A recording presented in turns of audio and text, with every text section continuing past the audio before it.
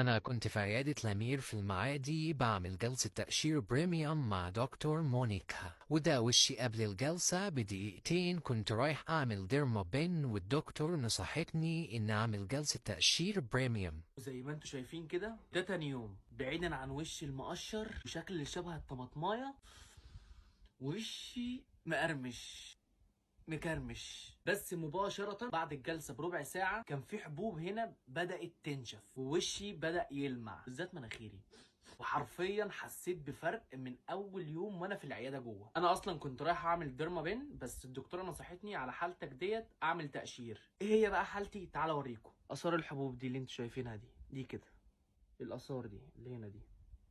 لو تلاحظوا في اول الفيديو الحاجات دي كلها كانت ظاهره جدا جدا. بقى انا حرفيا حاسس ان في اختلاف، اكيد انتوا حسيتوا كده. لو بصيتوا على اول الفيديو وبصيتوا دلوقتي هتلاقوا ان يعني الاثار دي كلها بدات تختفي. الدكتوره قالت لي النتيجه هتبان من اسبوع لاتنين، فاحنا لسه في تاني يوم. بصراحه يعني انا شايف ان هيبقى في تحسين. انصحك بجد لو انت حالتك زي حالتي، ندبات واثار حبوب والكلام ده كله، ابدا الاول اعمل تقشير، وجابش معاك نتيجه من اسبوعين لشهر اعمل ديرمابين. استنوني برضو بعد اسبوعين هنزل لكم في فيديو جديد اوريكم بقى الشكل النهائي بتاعي. هاشتاج برعايه المقشر.